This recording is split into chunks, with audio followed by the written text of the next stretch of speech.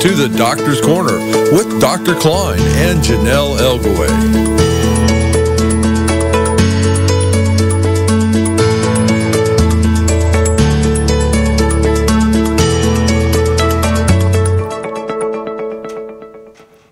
Good evening and welcome to the Doctor's Corner on Ka 360 Network. I'm your host, Janelle Elgaway, and we are here with co-host Dr. Kline. Welcome, Dr. Kline. Oh, he's there somewhere. Tonight we have special guest, Dr. Josh Bloom, discussing pharmacology science and the real story behind prescription drugs. Josh will discuss how the science of drug chemistry affects the treatment of pain and the myths and truths behind it all. Welcome to the Doctor's Corner, Dr. Josh Bloom. How are you this evening? As soon as I get the Vicodin in me, I'll be fine. Don't worry about me. I'm fine. Okay. All right. Sounds good. Well, there's two ways to listen into tonight's program: through our website, www.cawnation.com, or YouTube channel, The Doctor's Corner. If anyone would like to call in with a question for Dr. Kline or Dr. Bloom, please call in at 415-915-2291. Before we start, Dr. Kline or Dr. Bloom, is there anything newsworthy that has occurred in the last week or two that you would like to share with us? I didn't read anything. Josh, have you seen anything in the last week? Something really awful that just came out this evening from JAMA Network. I haven't had a chance to rip it to shreds yet, but it's a look at overdose death rates in the year or the two following payment of doctors for promotions or whatever. And this is about as bad as it gets. And I'm working with American Council advisor Dr. Stan Young, and we've written before about how junk studies really pollute the opioid world, and this one's as bad as anything. I haven't had a chance to really go through it yet, so I think that's going to be interesting. It does seem like the opioid crisis, which we both know is not really a crisis, but we'll go into that later, is spawning a lot of people getting their CVs increased by publishing phony studies. And actually, a lot of the phony studies were published to support the CDC guidelines. It's hard to take all this on because it's such a flood of phony papers. But you're doing a good job, and I do follow you, even though I didn't really want to, but I do out of honor to your. I didn't want you to either. Out of, because you're doing what we both want to do. I'm the doctor, so I base my practice on the last three patients I've seen, but you're the scientist, and so you apply scientific principles to the main question that you and I ask, and that we want our audience to ask: is it true? And that's the business that we are in, trying to analyze things scientifically and analyzing things from a doctor standpoint to answer that question. So, Josh, you wrote an article on the morphine milligram equivalents.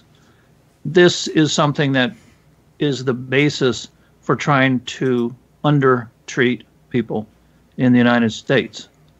Your article made a real good point about if you got a 600-pound person and a 110-pound person, they should be receiving different amounts of drugs. But, doctors glom onto numbers, 90 milligrams. And your article, which you can comment upon, really goes into the details of why that is not true, answering the question, is this true? So. Well, as luck would have it, I did discovery research for Wyeth for a long time. That was my first career. So you learn chemistry, like how to poison people and blow them up and stuff.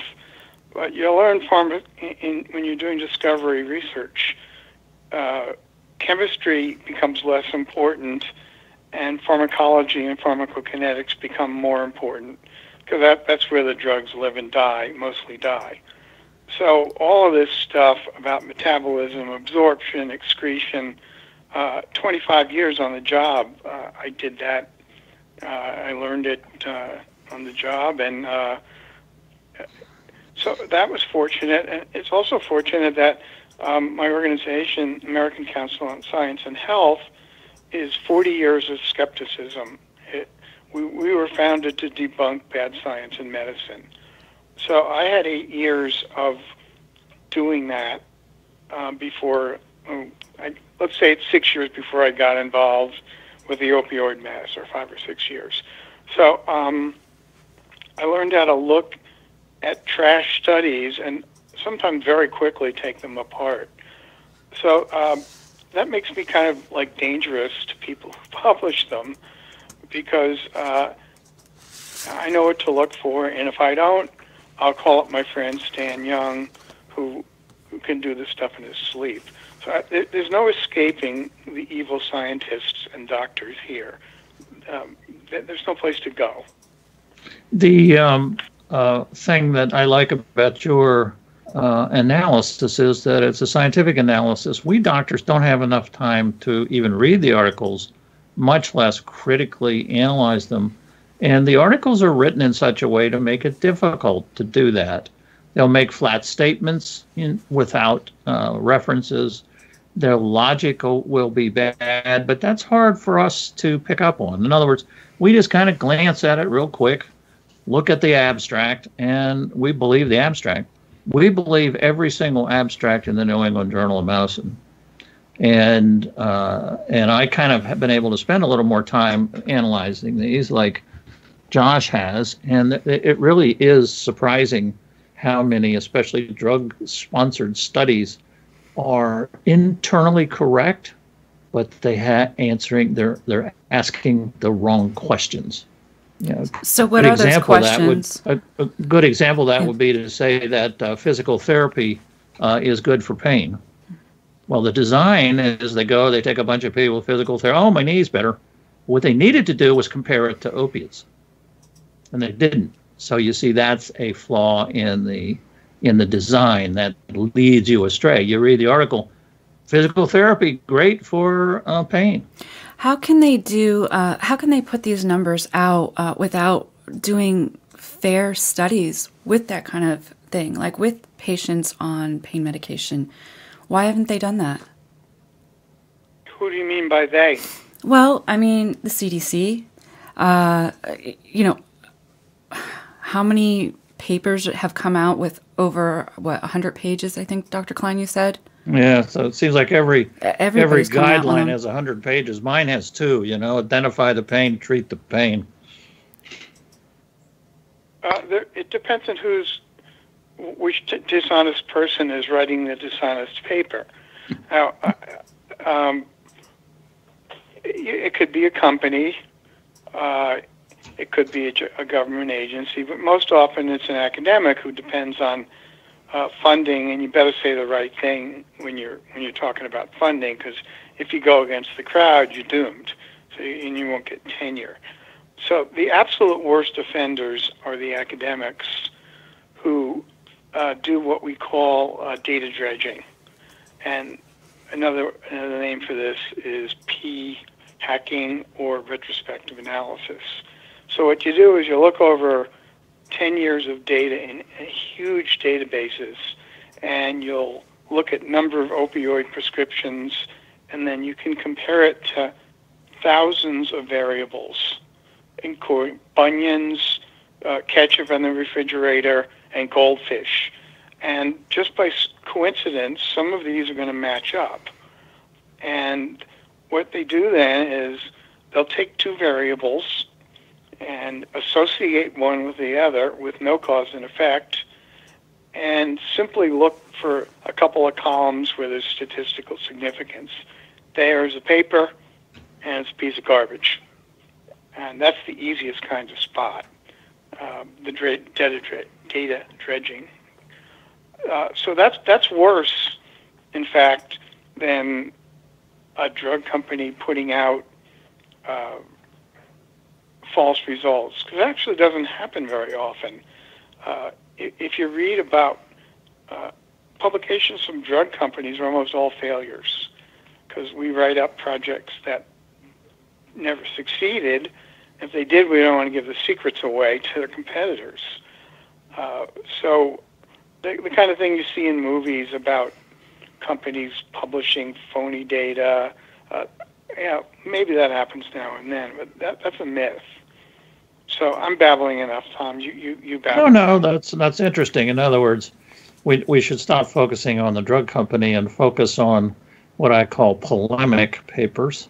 For example, the famous paper by Aaron Krebs, working for the VA, and like you said, making sure that she gets more VA money by telling them what they want to hear, and what the VA does not want to hear is, hey, opioids work great, and less than 1% of people become addicted, and they have no other side effects. These are wonderful drugs. They don't want to hear that.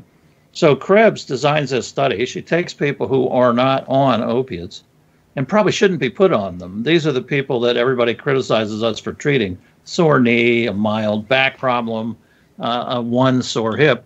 And so she recruits them and then puts them on opiates. They're not on opiates to start with. She puts them on opiates, runs the study for a year, compares it with Tylenol, and then puts tramadol in the Tylenol group, thinking that it's going to escape scrutiny, that it's not really an opioid. And of course it is. It's a narcotic, not a particularly good one. So she compared low dose, and the doses of her meds that she used were so low dose, you wonder if these people actually had any pain. And then she compares it to Tylenol and Aleve and tramadol. So, and then this gets published worldwide that opiates don't work any better than Tylenol. She gets more funding, and she basically lied through her teeth. I mean, you can't run a study with pain medicines, real opioid pain medicines, and then put a opioid pain medicine in the control group. So that's the kind of research I've been seeing. It's, I don't know, Josh, maybe it's a polemic research. In other words, it's just types. Yeah. Go ahead. There's data dredging from the past, which is basically worthless. And they're well-designed prospective studies, and also badly designed or intentionally badly designed prospective studies.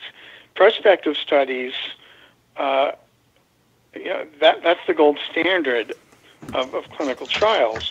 You have your design in advance, you have an endpoint you're looking for, and you have a plan, and you follow it, and you see what happens. The more data, the more variables you add in, different drugs, what day of the week it is, shoe size, the more confusing it gets, and the more easy it is for the researcher to do what we call selection bias.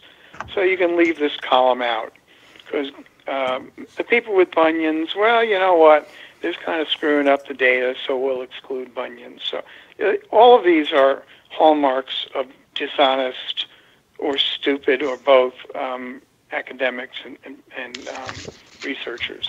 Is that insulting enough? Yeah, that's pretty good. 'Cause I'm just getting started. Well, it's pretty primitive. The big study by Gomes and Urich and a few other prop members that the CDC used to show that there are more deaths over 90 milligrams. When you looked at their data table, there were actually more deaths under 90 milligrams. So that's just falsification. But that study is quoted widely as the proof that if you use too high a dose of opiates, you're going to get into trouble. And with the under-treatment to sweeping the country, this is the main reason. They're afraid if you treat with high dose, you're going to get addicted, die from an overdose. And all the data is based on this Gomes study, which even the FDA picked up on and said, hey, looks to me like you can have just as many problems below 90. But it didn't matter. That's what's disturbing. Here's the FDA in charge of medications, carefully reviews for 6 months before the guidelines came out. The Kolodny and prop groups trying to convince the FDA to say, hey, these are dangerous drugs and they don't work. We need to cut them off. And the FDA spent time reviewing it. I mean, they've got the world's best scientists, and they said, sorry, you haven't made a good argument. And part of that was this Gomes study that everybody hangs their hat on. I've not been able to find any studies, unless you have, Josh, to show that really high doses cause more problems than low doses in the general population. As we know, the CDC is population or street addicts. Go ahead. Tom, it was obvious the fix was in. It didn't really matter what they told the FDA. They could have told the FDA that Percocet's going to make you grow moose antlers out of your head, and the FDA will say, well, no, that's unlikely. And next thing you know, Paladini's publishing moose antlers. Yeah. But it didn't matter. It made no difference. The fix was in, and I'd just love to find out exactly why. And there's some nasty nonsense going on, whether it's financial, career-wise, or psychotics. I don't know, but this never smelled right. It never went through the right process. And this is like an election in Cuba, pretty much. Yes, I guess the thing that puzzles me, trying to be a junior scientist, is when you tell people what the facts are, they don't want to listen. And I think this has to do with fear driving medical practice, whether it's fear of immunizations, whether it's fear of yellow sputum, thinking that you now have to be treated with antibiotics because the fear of pneumonia, which goes back to a fear of dying. Pneumonia is pretty serious. And of course, the biggie is the fear of addiction, phobia. And it's interesting that when you deal with fear, it becomes irrational. It's kind of like going up to the pastor and saying, Pastor, I've thought about it, and I don't think Jesus really lived, and I don't think there's really a God. And to which the pastor is not going to really argue, because the pastor is not going to change his mind or her mind. And it's kind of like that. I'll bring up things with patients and other doctors, and they just look at me like, well, I don't really care what you say, Kline. I've already made up my mind, So I don't know. Have you noticed this, Josh, that it seems to be fear that poisons critical thinking. And if you try to use critical thinking, too bad. It's just ignored. So. Well, I run into it all the time. I mean, I've got a lot of MD friends, and they'll use some of the arguments that you hear. Well, the United States has this percent of the population in the world and consumes 80 or 90% of the opioids in the world. Okay, well, fine. We also eat probably half the hot dogs in the world, too. So you have indirect, shaky evidence like that you hear from people. And doctors, good doctors who I really know don't know the story because they've been told the same thing everybody else is, and the same thing that's in every newspaper. So unless you really dig into this, you're not going to know there's funny business going on. And people don't have the time or inclination to dig in. And, then myths get started, and then we get here, which is one of the biggest messes you'll ever see in the world of medicine.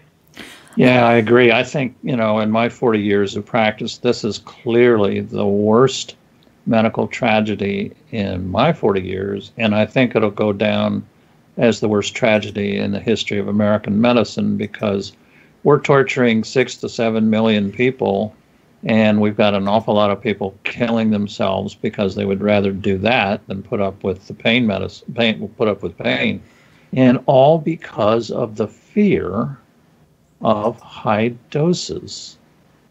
And if you go to doctors and you say, the FDA, who runs the show for medicine, says there's no upper limit, they just look at you like you're crazy. But if that doctor were to end up in court and say, why did you do this to this person? And now they're dead because they were in so much pain. Why did you do it, doctor? Well, the CDC said, no, doctor, the CDC, it's voluntary. Only the FDA is legally mandated. And the FDA says the drugs you prescribed, you did not have to taper because they don't put a limit on it. And then, I think the physicians would swing. What can they possibly say in a courtroom? They may want to deny it in their offices. But, if they got into a courtroom and tried to defend themselves, what would they say? So, yeah, the nuances that would be needed to explain what's really going on are not going to be accepted in a courtroom. It just won't happen. So the opioid phobia, I think it's Department of Justice phobia is far worse. Mm-hmm. I know pain physicians, neurologists, and they're scared. A good friend of mine who I interviewed for one of our articles on our site, he works in New York State, and he got a letter, a very friendly letter from the New York State Department of Health Enforcement Division saying that one of his patients received higher than the recommended dose one time for 1 month. Wow. Okay. Well, is that a message? Well, what I'm going to start doing is I get these letters all the time, and I'm going to send a letter back and say, wait a minute, you've just accused me of negligent malpractice. Are you sure you're correct? Because when they send a letter like that, it means you are negligent. You are practicing outside the standard. Now, they got to be real sure that this accusation can hold up. This is old-fashioned slander, In other words, correct, though. I mean, in the one case, my friend was using 120 MMEs on one patient. So yeah, he got a letter, and it was true. One of his 50 patients was getting more than 90, which means nothing anyhow.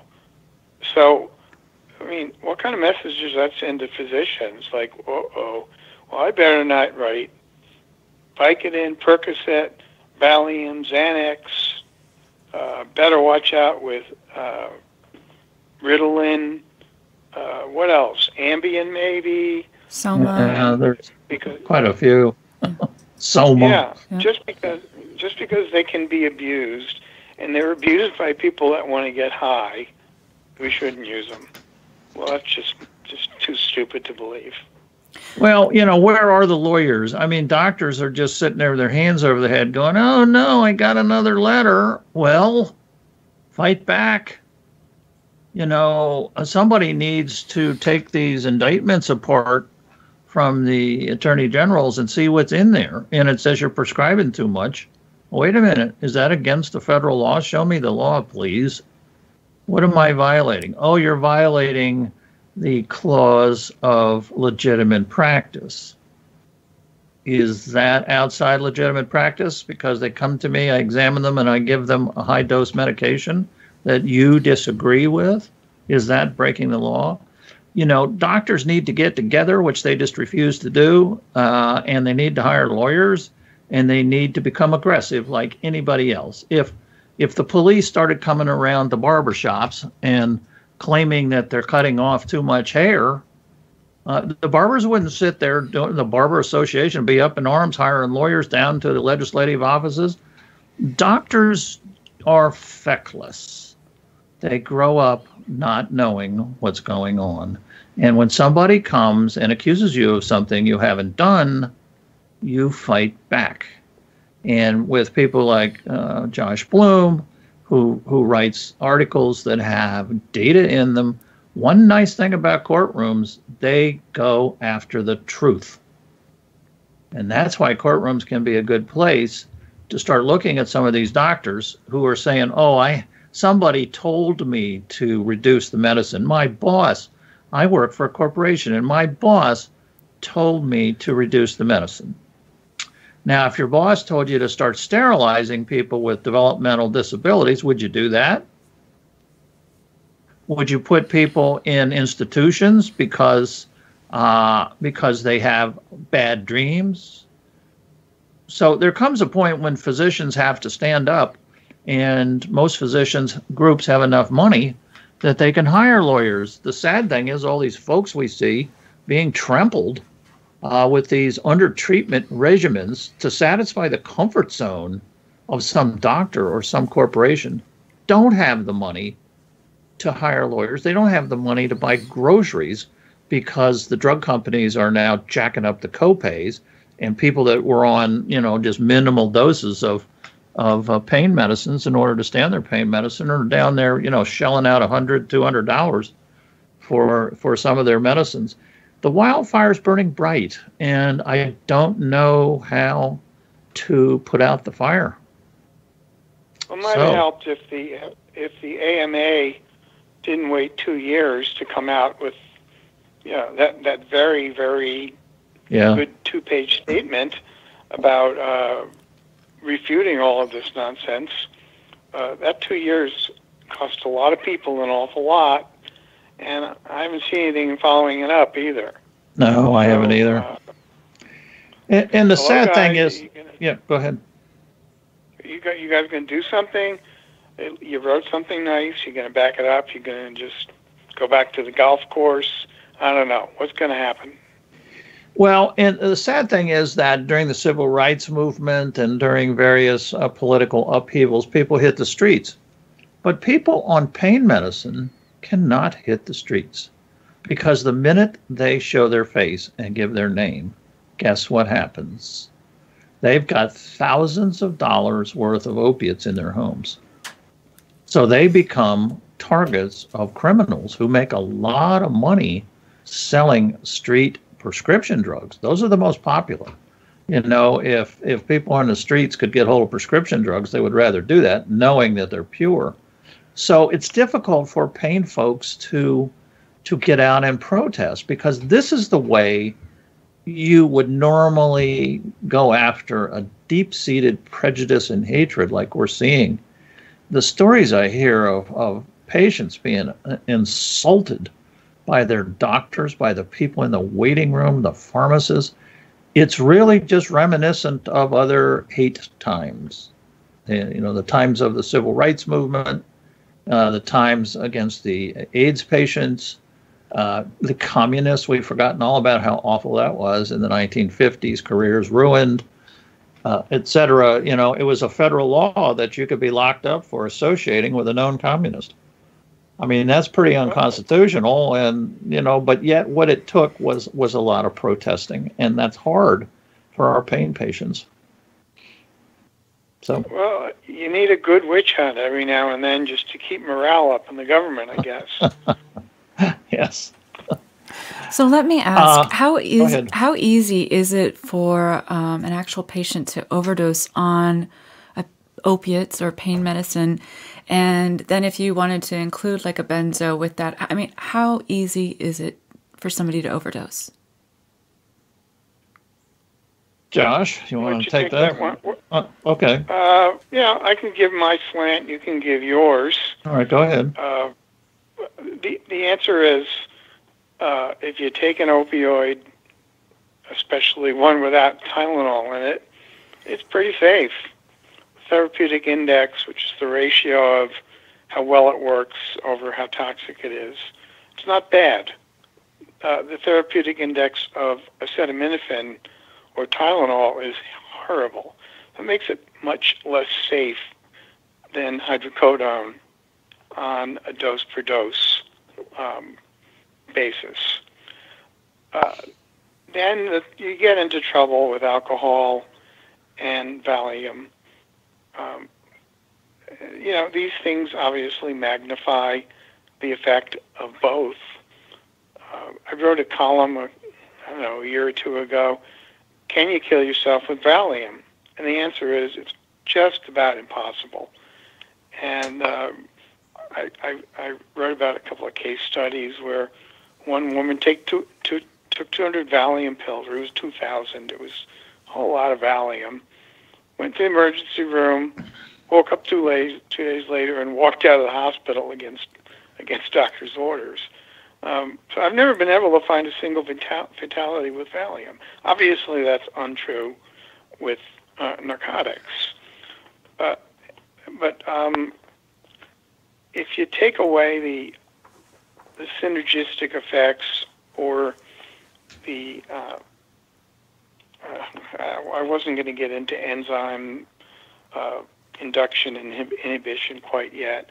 If you take those away in polypharmacy, things change a lot in terms of total doses. That will give you an overdose. Tom will know much more about that than I will. We've recently reviewed the articles that support the CDC's claims of difficulties over certain milligram, which we just talked about is false.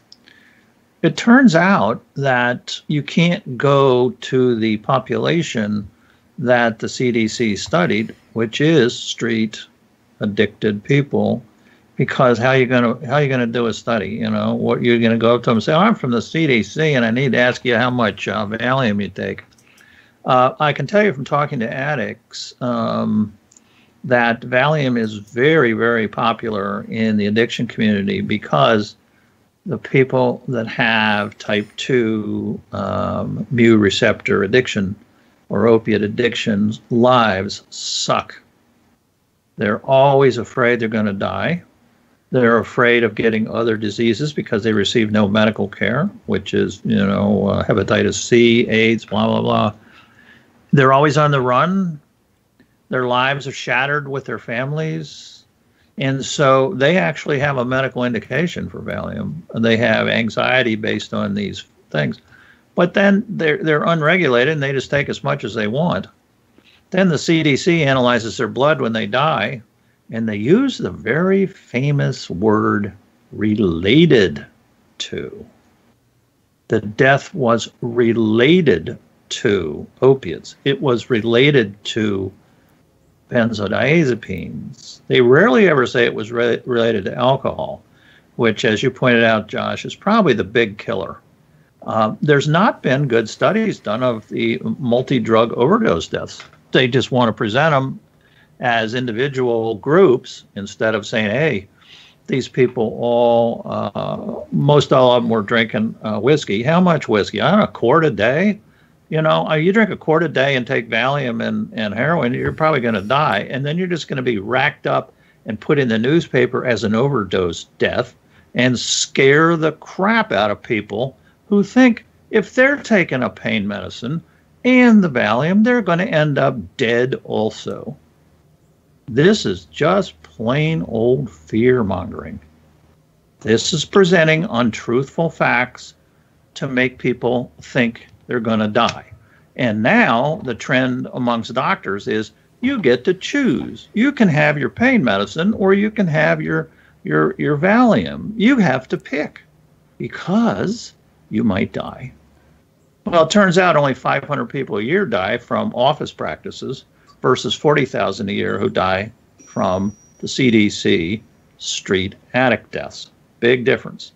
So as you were saying before, Josh, this is the classic example of having two variables and saying they're related.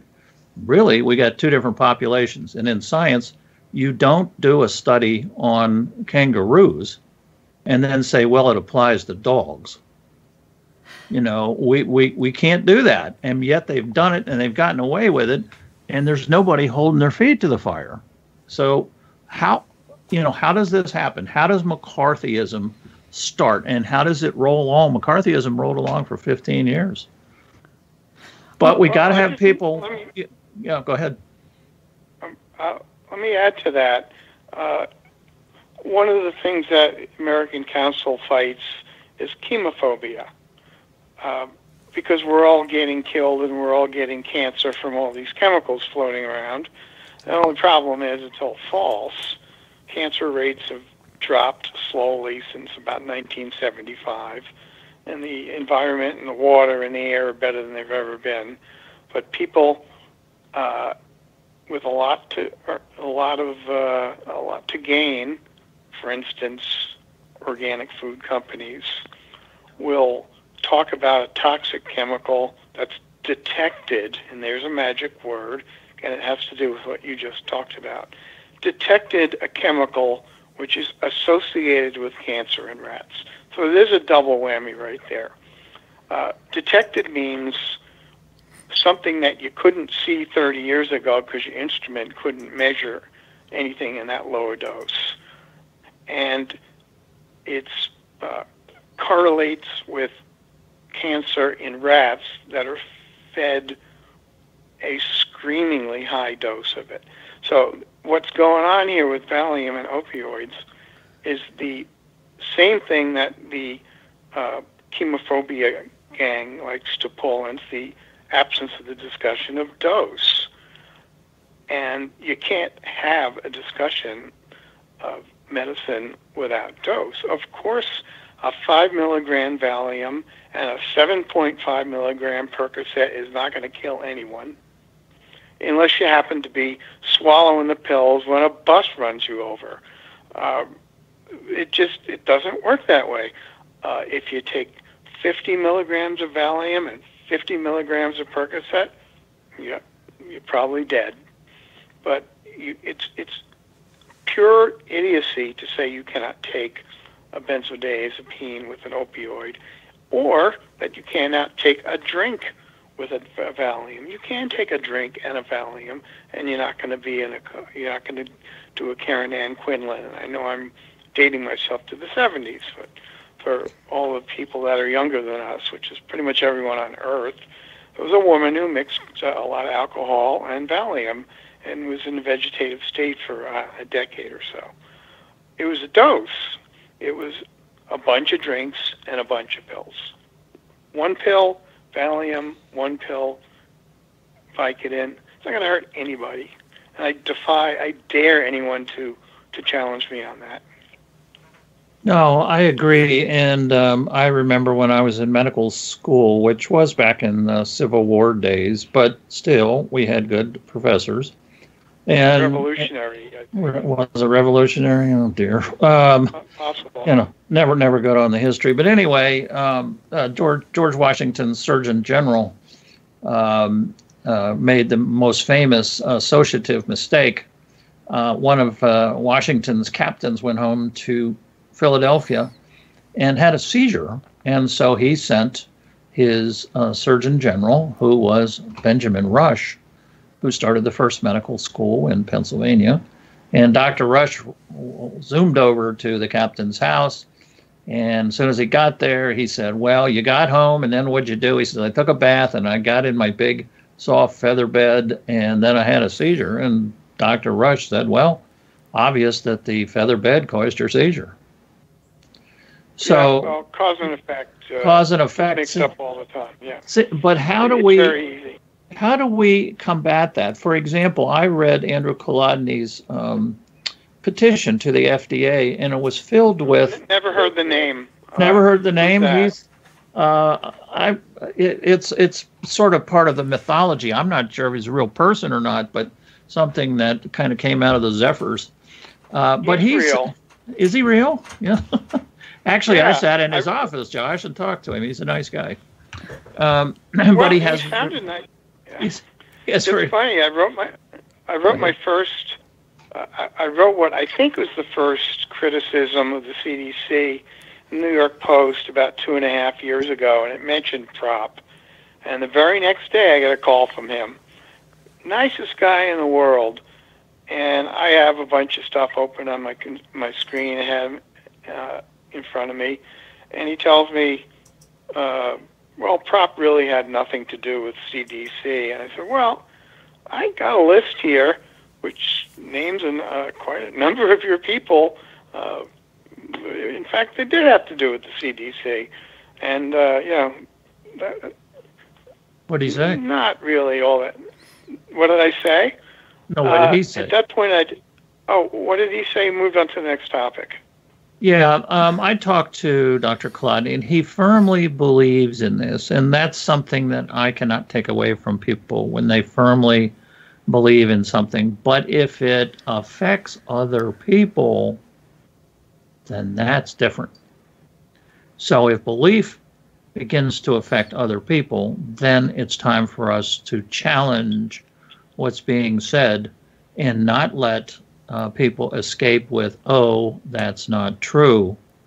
There were comments from the prop people about the suicide list we have, which is now 50 people, which is probably under reported by at least 100-fold, I would guess, that he felt the suicides were not valid, that these people were all dying from withdrawal phenomenon, but he had no facts for that. It's called what I call the flat statement. In other words, when people make a flat statement that sounds good, people usually don't jump up and say, "Whoa." He made a flat statement in the petition to the FDA back in 2012. Doctors prescribing too much opiates cause overdoses, period. There was no reference, no citation for a paper. In other words, if you can say something in a way that people believe it, you then become a proselytizer. You become an opiophobic. You become a zealot.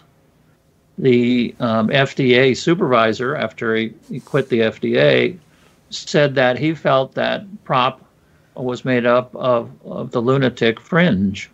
So that's a scientist. He was in charge of all the scientists, by the way, at the FDA before he made this statement as a private citizen.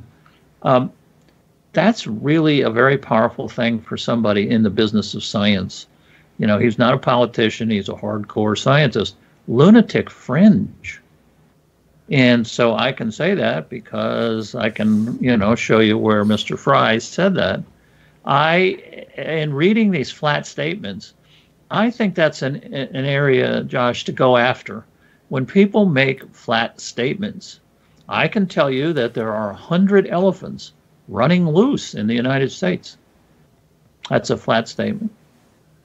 And so the comeback is, what elephants? Like the comeback should have been at the CDC, who's dying?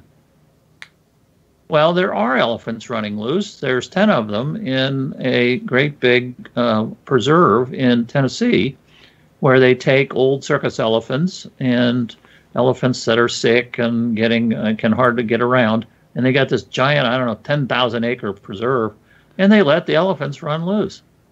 They do have fences eventually, but they let them run loose in the woods, and they live there happily ever after. So I think we need to, when people make a flat statement, it needs to be recognized as a flat statement. Look who we made it to, though. Who was running the CDC at the time? Yeah, well, that's true. Okay. Yep, but these are on that clown. Frieden? That joker. Boy, I've written some scathing things about how he handled Ebola and some of the other things, and letting smallpox go flying around the lab, and it's just unbelievable that you had Frieden in charge of the CDC instead of Mo, Larry, or Curly, and then you got Kolodny, nice or not, well-intentioned or not, with access to this guy, and you wonder why we have a mess. What do these guys know about drugs? What do they know about pharmacology? I don't think they know anything. I can't tell. I've looked at some of the credentials for Kolodny and Ballantyne, and I'm trying to see what their majors were, what courses they took. Did they ever dissect a frog, or were they setting them on fire in their backyard? I don't know. If you know nothing about pharmacology and you're pushing nonsense through beyond past the FDA, who knows plenty about it, that's something really wrong with that picture. So I've got to ask you, in your opinion, I have no problem believing that Kolodny is a nice guy. He sounded nice enough to me on the phone. I don't know. And he may be well-intentioned, but does he know what he's talking about? And I see no evidence that he does. Well, it may be Rabbi Kushner from Boston's fault. Accidentally his fault. He wrote a book called When Bad Things Happen to Good People. And one of his recommendations was, when bad things happen to good people, you need to get out and do something about it. And that's, of course, a wonderful thing, and he was a cool guy. But if somebody has a personal experience and is out trying to do something, like Gary Mendel lost his son, and so he's funding a lot of money to help, with the, quote, opioid crisis in the best way he can. I don't know if Dr. Kline had a personal experience, but I do know that the woman in charge of the AMA, the president, she had a personal experience. One of her patients was cut off of his pain medicine and ended up trying to kill himself. And she was so moved by that I think that helped stimulate the very nice, as you pointed out, recommendations by the AMA. And one thing that people in Congress worry about and respect is the AMA. Even though they only represent 1 out of 8 doctors, they do listen. And so, like you said, where are they? Are they in Congress pushing this agenda? Or was it just another pile of verbiage? Nobody seems to have read it. All the people that I'm in contact with on my Twitter feed, they're still having problems with doctors, cutting them off every day, 90 milligrams. We got to get it below 90 milligrams. It's almost like they're out there chanting 90 milligrams. 90 milligrams. And this really was started by one man. This whole thing was started by one. Yeah. Which is the problem. And the FDA, had they had any say in it, they would have said, you cannot make a dose limit either low or high like that. Because not in a drug that's safe. You see, the difference between opiates and other drugs is opiate is completely safe. You could take it the rest of your life and you're never going to lower your blood count, rot out your liver, or ruin your kidneys. And then people come back and say, well, it is too. It's very dangerous because it causes addiction. Well, it does. And that's about 0.5%. And I remember one woman on my Twitter feed said, shouldn't that be our decision? I mean, I would rather run the risk of becoming addicted than not have any pain medicine. How come I'm not involved with this decision? Excuse me. And she's right. Go ahead. Oh, Go ahead, Joe. We have a caller, if you don't mind. Oh, we have a caller, hot dog. Okay. Caller from area code 209. What is your name and what's your question? Hi, Janelle and Dr. Kline and Josh. This is Ariane, and I've got a couple questions. We're talking about basically how the information to the public basically is kind of skewed. It's pretty much blatant disinformation, if not lies, just outright lies. And things like the National Town Hall that Eric Bolling is hosting repeatedly over the next month or so, basically that's the message getting to the general public.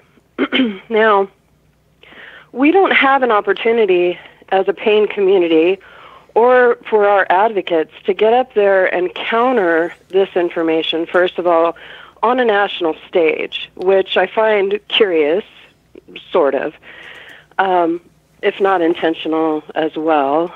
And I mean, why are they so afraid to have an argument, a counter argument to what they're saying, and invite people on the other side of the aisle on this issue? First of all. Well, that's a very good point. And you see, if you're the pastor, like I said a little while ago, and the parishioner comes up and says, I don't think Jesus lived and I don't think there's a God, trying to get the pastor to set up a round table is difficult, but that's what needs to happen. But if our politicians want to appear even fair and balanced on this issue, then you would think that shaming them into at least having a dialogue in that type of forum where there is a counter argument to this narrative would be beneficial. Good idea. They don't have to. If they don't have to, because they've silenced us effectively. I mean, I'm getting blocked on Twitter because I have contradicting opinions to places like Stanford Pain and, other big organizations. And I'm pretty vocal about it. So the best way to silence a counter-argument is just to either ignore you or to silence you, which is happening in the pain community. Well, that's why, we've been thinking about, as a solution to this, moderated roundtables. These would be kind of like the presidential debates, where they have a neutral person. Okay, you got 5 minutes. And so what you do, and in those political debates, you got two very differently opposed people, who are running for president or senator or whatever. So it's fair game, I think, to go to a legislator and say, look, I think we've got a big problem, and I'm not going to convince you that we have a big problem. I'm not going to convince Prop we have a big problem. So why don't we get everybody into a round table? And that's what they did in South Africa with the Truth and Reconciliation meetings. They had round tables. And around the table were all the people. And you know how it is. Just they start screaming and yelling, and a good moderator goes, stop. I think the point she's trying. How do we as a community, because honestly, we as pain patients aren't really taken seriously in the professional realm. We're just pain patients who are seeking drugs, and technically we are drug seeking. They can get us on that technicality because it's true. But in that statement, we lose credibility in the eyes of the media, we lose credibility in the eyes of the public at large, and we lose credibility in the eyes of our representatives. No matter how articulate we are. Yeah, this is all true. So we need the professionals on the stage, because we can get up there and do a town hall with our local representatives and be eloquent in our speech and say what we know to be true based on our research, but they're not going to take that into consideration because we don't have quote unquote credibility. Well, you have to create the round table. Go ahead, Josh. I think these guys would not want to be near a round table with me, because I will take every argument they use and tear it to shreds. And they know it too. They're wrong. I think they get caught with their pants down. And I did a lot of digging about their stupid statistics that they use to tell a phony story. It was intentional. This is Watergate, basically. Well, but you see, when you invite somebody and they refuse, that doesn't look good. And you can, when you're setting up a panel and you say, look, I wanted to invite Dr. Sullivan up there in Washington State. There's quite a few Prop members up in Washington State. And we wanted him to come and defend his position, and he declined. That looks bad. So you have to have a good organizer who says, and as you pointed out, have a couple of doctors, have somebody like Josh Bloom who looks into the details, answers the question, is it true? And invite these people to confront. The key is you have to have a good moderator. Well, I as a pain patient and a pretty vocal advocate for this whole issue, I mean, I've made cold calls to various people, and I even cold called a civil rights lawyer at Stanford a while back. And out of the blue, I call her. She, for some reason picked up her phone, and I said, do you have a couple minutes? And this is what's going on. And her response to me was sort of telling, too, is she said, well, people who are articulate need to start coming forth, because the public perception of people on opioids is, well, they're dope fiends, yeah. Yeah, and it was insulting on one level, because I know a lot of the people in the pain community, and that's just, first of all, not true. It shouldn't have to be that we have articulate people out there trying to prove we're not dope fiends. Second of all, these are people who are sick. They are the most, some of the most vulnerable people in our society, and we shouldn't have to prove we're ill. We shouldn't have to prove that we have enough pain for needed medication. And we certainly shouldn't, have to prove to the public that we're able to speak in a public forum articulately or eloquently in order to get the message across. Which you do, unfortunately. During the civil rights movement, black folks were considered racially inferior, criminals, rapists, and so what did they do? They protested. Well, I've been trying, but I even posted a post on Twitter just the other night. I just changed insurances. I called to get a new primary care doctor. Before I even said I have any kind of issues with pain, they told me if I'm a patient who has any issues where I need controlled substances, they can make a referral for me, but they won't treat me. And she also told me that every organization, every hospital and clinic in my town, in a rural town, is doing the same thing. That's right, and it is swept to the nation, and individual voices are very rarely effective. If you're a Martin Luther King, fine, but we aren't. And so You have to have groups. Groups have to speak as groups. You can't just have one person, one African American standing up at a meeting and saying, we're not all criminals and we're not all stupid and we have families and we want our children to be educated. It's very rare that that's ever effective because you can't get the right audience. See, we're always preaching, and we are tonight, to the same audience. So being an activist means being a politician and an organizer. And you can lead that, but it's going to be much harder for you to do it alone. And, you got a nice comment from the lawyer, but suppose you had submitted her a little brief and said, we have a videotape here we'd like to share with you of 10 people, and we're going to go around the table and tell you each one of our diseases that we have. And then once you establish the credibility of the group, then you can say things like, what? I was switching primary care doctors, and here's what they said to me. So you see, then it becomes... I thought we did that at the FDA meeting, because I watched that FDA meeting, and I watched pain patient after pain patient get up and tell their stories about how opioids helped them to have quality of life. And what I saw happen was with that meeting, they took all of that information and then they kind of used it to their advantage to say, well, we had a lot of these patients say that if alternatives were available to them through insurance, it would benefit them. And now they've used that. Instead of saying, oh, all these patients said that opioids helped them, they use the alternative angle to say, well, let's try all these other modalities first. They said that they don't have access to them. That's called being an apologist. Yeah, it's called being an apologist. In other words, you take the information and then you start whining. Well, but you got to remember that's a federal agency, and who's the boss? Well, let me ask this though. Why haven't doctors come together? Because doctors are the ones. There are no laws. There really isn't laws. There's guidelines. They're starting to make some laws in some states.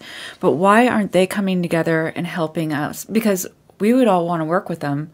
How do we get them to... Well... I'm a doctor. Why should I? Because it's what you signed up to do. It's the right thing to do. Okay. They're coming into your office telling you how to prescribe to each individual of your patients if they have a serious chronic disease. Is that right? But Josh Bloom, he did another podcast. Where he outlined that doctors are afraid. They have a lot to lose. And so do people who are being treated with opioids. If you speak out as a pain patient, you can have retribution and have your pain medications cut off. If you're a doctor who speaks out, you paint a target on your back. And we're fighting big money. We're fighting medical device companies that are lobbying our politicians. We're fighting pharma that actually has an interest in kind of developing new drugs to make higher profits, because old school opioids are pennies on the dollar. Well, you're doing what I do, and I got some advice from a writer to watch out when you do this. And what we're doing is we are documenting and decrying. And that's not enough. We need to work as groups. I have formed a little group of people with an interest in finding the truth called JATH, J-A-T-H. And so we're going to be publishing papers as groups of people. I wrote to a prominent author who writes a lot of very favorable papers for the pain community. And I said, you know what? I don't think anybody cares because they figure this one guy is an outlier. So I said, look, why don't we get 3 or 4 people together to write a position paper? It's a lot more powerful. So my kick right now is the forest fire is burning brightly. And if you stand there with a garden hose, you're not going to do anything. But if you stand there with 10,000 garden hoses, you might be able to make a dent in the fire. So you have great ideas and you're very articulate, and you should continue doing what you're doing. But think also, plan B, how can I organize people to get around the table? Nowadays, with all the wonderful... It's rough, Dr. Kline, honestly, to be a patient who's been without pain medication for over 5 years and having your health deteriorate and your life deteriorate, trying to hold your family together, and then trying to, get the impetus and the will to fight even harder. I'm telling you, it's almost too much to ask of a lot of people. I mean, I do my best. And I've been out protesting in 100+ degree heat with my feet swollen. And I mean, I've done what I can. I've written every legislator. I have called repeatedly. I'm on this as much as possible, but it takes its toll. And I'm already battling my body every single day, just like every other pain patient. It's really hard. And I don't use that as an excuse. It's the reality. I mean, if I was healthy, I would be out there being dragged off of Stanford campus because I'd be chaining myself to their doors. But if they drag me off right now, there's a real possibility that I might break my neck and end up a paraplegic. But I don't know. Well, I appreciate your time. Thank you, Ariane, for calling in.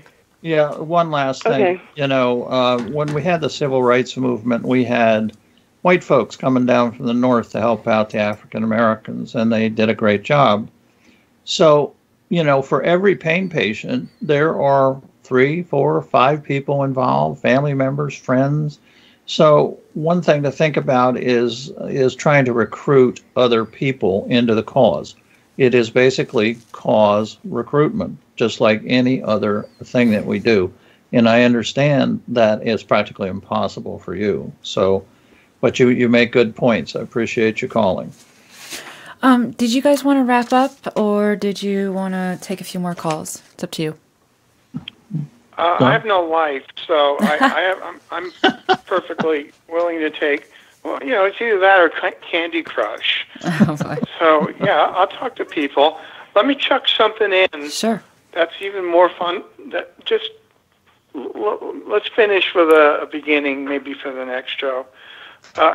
Since when does the government write prescriptions? When did we surrender our right to have private care between us and our doctors? Where's the ACLU? They're worried about who's using what bathroom, but not a peep about this. We have lost an enormous liberty just because this thing has gone marching on, just like Nazism started in the early 30s in Germany. The parallels are frightening. Where did our rights to medical care get? Why did we lose them in 2 years? Good point. You have some calls, Janelle? Yes, we do. Caller from area code 360. What is your name and what's your question? Cheryl Henley. Hi, Cheryl. What's your question? Well, I just wanted to add to a little bit to what they're saying here. We certainly are trying, and we're getting a hold of legislatures we're sitting in their offices. We're trying to recruit people. We have a a nationwide rally about every 4 months. This is the third one coming up on January 29th. We have most of the states involved in it. It's called Don't Punish Pain Rally. Actually, and we're trying to get people out to... We have Claudia Morandi on tomorrow as a guest, so she'll be on talking about that. Great. She will be wonderful for that. We're doing our best to let them be aware of what's going on. And you're right, Dr. Kline. That's the only way we're going to be able to do it is to get mass media attention and mass people out there protesting. You know, we're working on that end of it.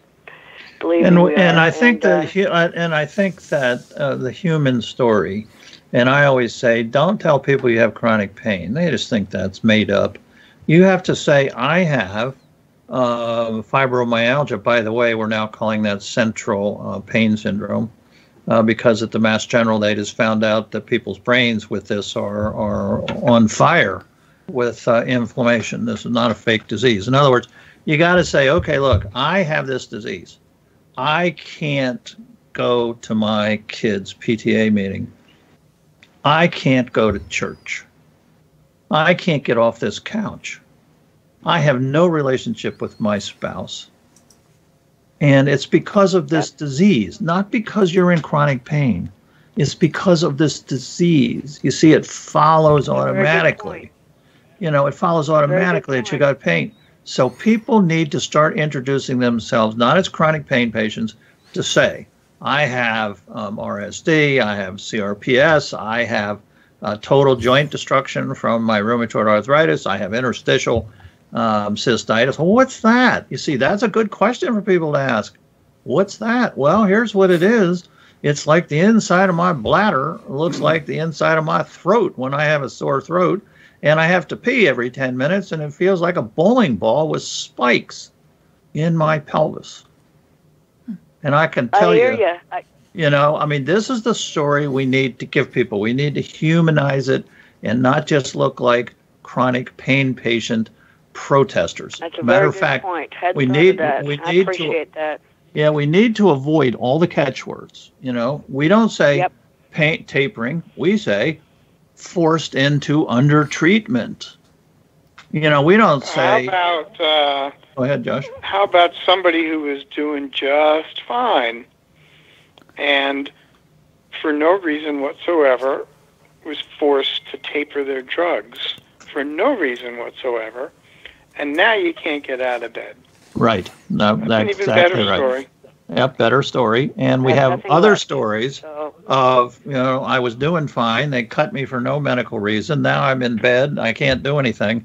And now I got my pain medicines back, and look what's happened. So we've got a few of those stories, too. But we need to present them as stories. You know, we need to get good journalists interviewing people so that, you know, there was a great PBS thing called About Pain, published by Lynn Webster, and I watched it. And you know what? Not one single time did any of the patients who were interviewed discuss their disease. They only discussed the fact they had chronic pain. You know, and as a viewer, I was trying to be like a neutral viewer, and I'm thinking, yeah, right. You know, they're just trying to get disability insurance, chronic pain. Yeah, what's that? You know, I mean, people think about things. That's the title we've been given to bind us together, and it's actually working against us. You're quite right. I use the term chronic painful disease. Painful disease. See, that kind of uses both. You know, you use the word painful, but then you tack disease on it. I have a chronic painful disease. What do you mean by that? You see, if you just say you have chronic pain, people aren't going to say, what do you mean by that? But if you say you have a chronic painful disease, then people become curious, you know, well, what's that? What's it like? You know, and then you tell your story. I'm going to take that and run with it. You know, that's a very good idea. And when you present these stories, you do it without, and this is the hardest part, without any emotional language. I get up, it takes me 30 minutes to get out of bed in the morning. Then when I go ahead, Josh. No, I said I've seen that. It's not pretty. Yeah, you know, I have a fellow I'm following, and we started a new pain medicine. He says, "My God, I can get out of bed right away." instead of trying to inch out, over a period of 30 minutes. I mean, those kinds of descriptions I think people will listen to. And people with back disease, it's the most common cause of chronic pain. Stop using the word back problems.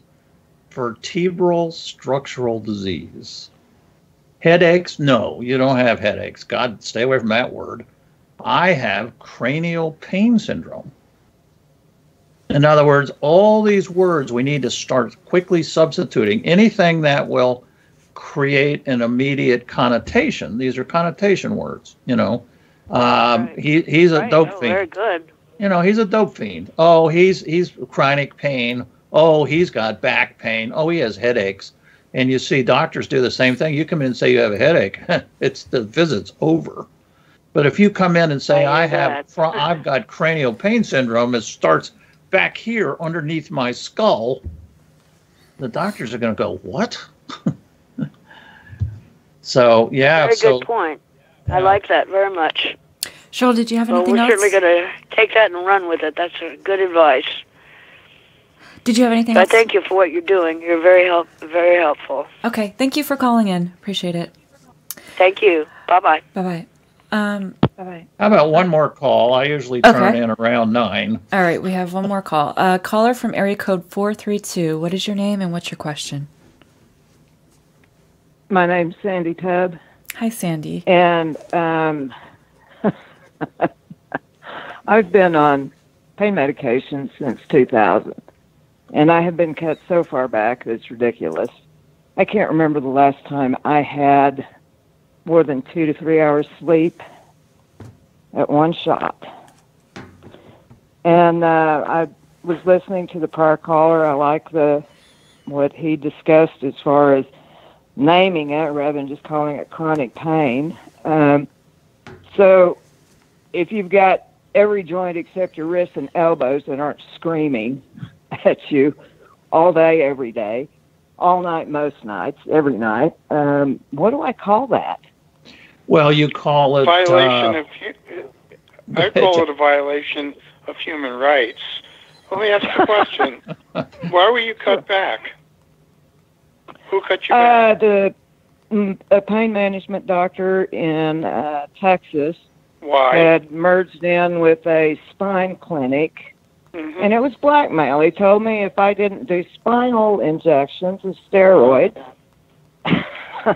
he was going to cut me back, and he did.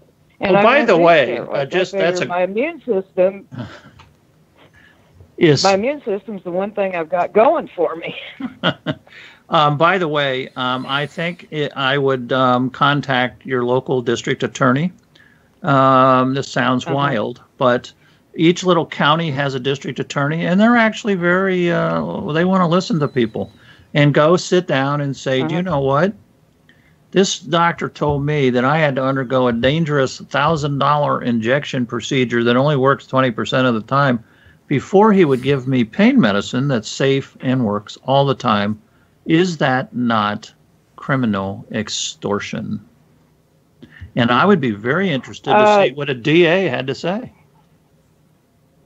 Well, I've since moved from Texas. I'm in New Mexico now, but of course the doctor here just kept me on the lower dose. They kept me from 30 milligrams of oxycodone 6 times a day and 4 Valium. Before the Valium, though, I was on Soma, which worked so great for the muscle spasms. I do have herniated discs in my neck. I've gotten my back broken twice. Well, what I advise people is, most of the people I talk with have multiple problems, and I believe them. Stick with one problem. And in your case, you have polyjoint destructive arthritis. So you got more than one joint. You got polyjoint destructive, because it's destroying your joints, arthritis that has no treatment. That immediately puts you in the palliative care, area. But, it's always better to kind of concoct even a real diagnosis, and certainly polyjoint disease or polyarthritis, they call it, is an acceptable disease. And at least then when you're talking to doctors, you don't have some vague thing that they don't know anything about, like chronic pain. Okay. But they do know about polyarthritis, that you've got arthritis in all your joints. The other thing I think it's important to bring up with doctors is to say, I think I'm getting sleep deprived, because that's a real disease, And, I am. And I'm barking at my relatives and my family, and I think I'm wandering around like a zombie because I wake up every 2 hours with discomfort in my joints. See, try to use the word discomfort instead of pain. Yeah. And then don't say anything. Try to let the doctors come up with an answer. And if they don't, you just have to stand up and say, thank you, doctor. I am going to try to find another physician because you're not doing your job. And of course, that's hard because you may only have one physician who then is only giving you partial treatment, is under-treating you. And if you go to somebody else, they're liable to give you nothing, and that's, that's a decision people have to make. That's getting to be the problem. That is getting to be the problem, and that's what scares the hell out of me. I did what a doctor told me to do starting in my early 30s, which was take 4 ibuprofen up to 4 times a day because that was a prescription dose. I re-injured my back in 2000, and well, you can always come back and say, I tried your plan, and it only gave. I tried your plan, and it only gave me 20% help. And then don't say anything. Use the pregnant pause. Don't say things like, this didn't help, and I need to have more pain medicine. That'll just shut them down immediately. You just use the pregnant pause. Yeah. No, I feel for you. The thing that the ibuprofen did, it did almost kill me because I aspirated the reflux that was beginning to affect me on a nightly basis twice into my lungs. I thought I was dead both times. No, it's a terrible drug to take long. If you really want to kill me, take me off the oxycodone, because with the oxycodone, the reflux disappeared. I was actually, beginning to enjoy my life again at 30 milligrams with the somas. It was great. Okay, here's another suggestion.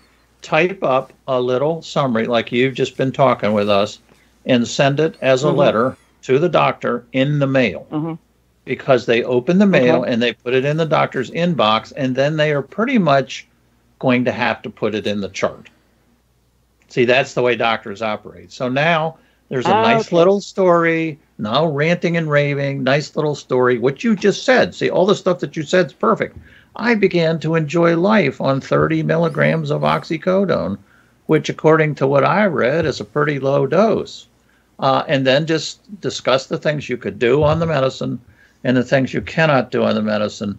And that's it. You just tell the story. You're providing a history for the doctor. You're not providing suggestions or demands or, whatever. You just leave it there in the chart. Now, pretty soon they're going to start to become concerned that they've got something in the chart that's kind of saying, you didn't really do a very good job, doctor. And there are very few offices when they get a letter from a patient who will throw it away. They're going to put it in your chart. Okay. So you got this little story in your chart. Give it a try. What the heck, Oh, I will. I mean, when I re-injured my back in 2000, I went from 40 to 60 to 80 milligrams of oxycodone. And after a couple of years, I started tapering myself down because it felt like it was too much. I didn't need it. Put that in your story. That's good. Yeah. Put that in your story. All right. Well, we're going to have to wrap up here. Thank you so much, Cheryl, for giving us a call. Dr. Bloom, Dr. Kline, did you want to say anything before we got going here? I always thought pharmacology was something to do with agriculture. Well, and you got through medical school anyhow.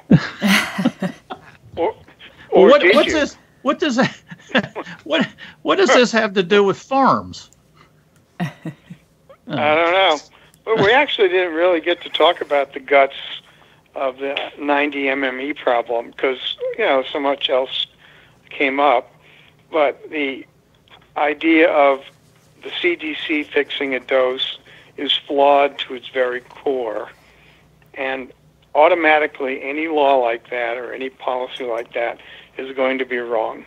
And also, time I could tell people why. They have no standing. It would be like the Defense Department saying, now, if you're going to plant corn, you can't use pesticides. I mean, the CDC has no standing whatsoever to do this. It's not in their mission statement. They claim that it's voluntary. They're the wrong agency, and that's what the politicians can act on. The politicians can act on because, remember, we got legislative branch and executive branch. CDC's in the executive branch. So the legislators, can start to ask questions about, how come you did this? That's not what we gave you permission to do. We're the Congress. Who do you think you are? And you get a few politicians fired up, like the new members of the House Oversight Committee. And, what you're saying, Josh, is true. We need to get some lobbyists to help us out so that we can present these things to the new Congress, because I think they're going to listen, and they're not going to try to cover this up. Nothing Congress loves better than to go after the executive branch. They really do. And it's their job in the Constitution. We have the right as citizens to seek redress from Congress, which means we need help.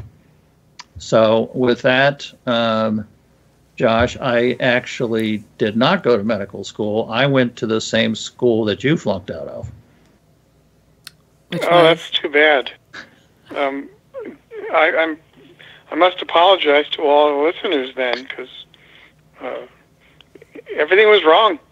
It's your fault, Tom. You invited me on. Sorry. Well, this huge stipend that we gave you, I suppose that had nothing to do with it, right? Yeah, I was an art history major at the New School in New York. All this other stuff I just made up.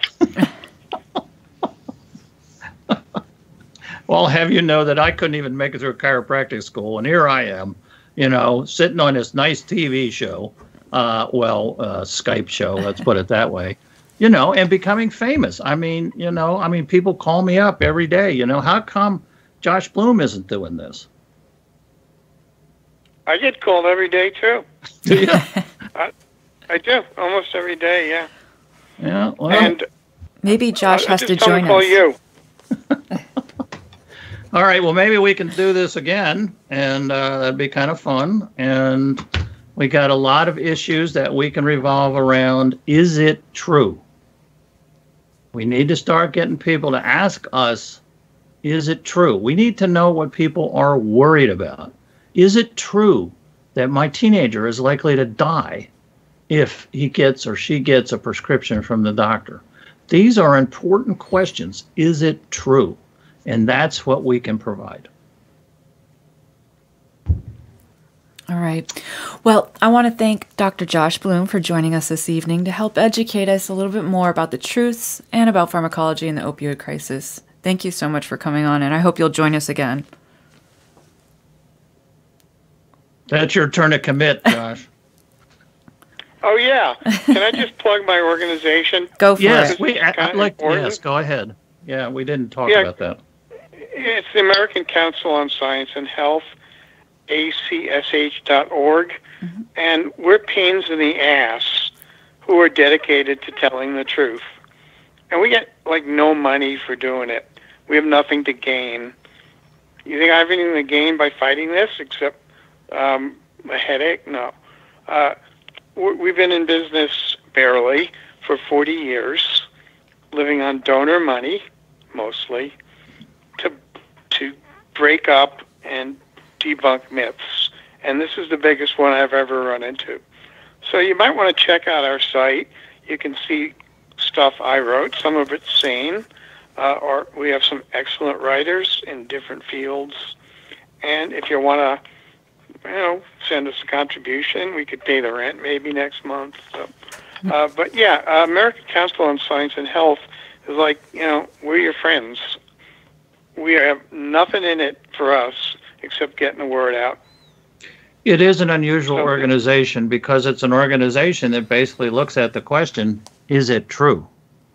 And you guys do a good job, I must admit. I've read some of your papers and some papers by other people, and it's generally along those lines. Is it true?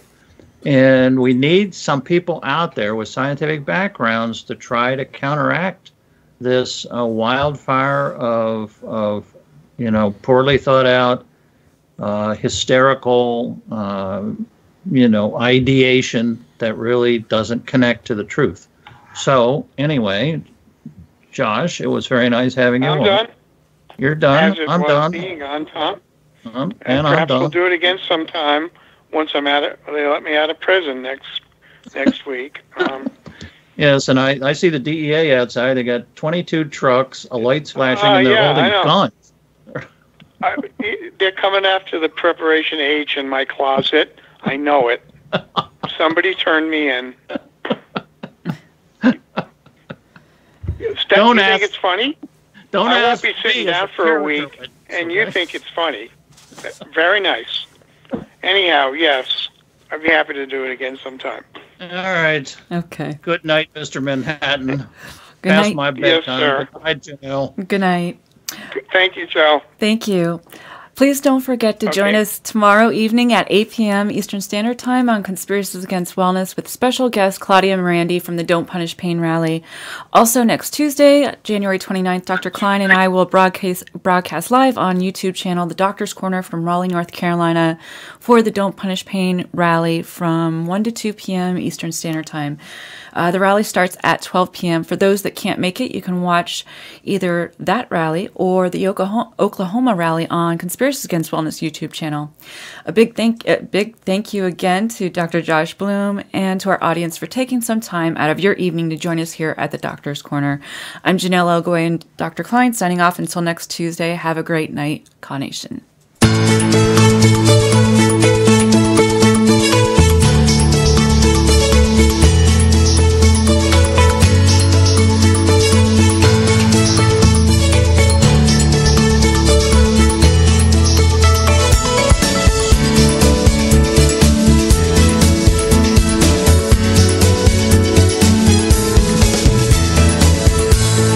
This has been The Doctor's Corner with Dr. Kline and Janelle Elgoway. Copyright 2018.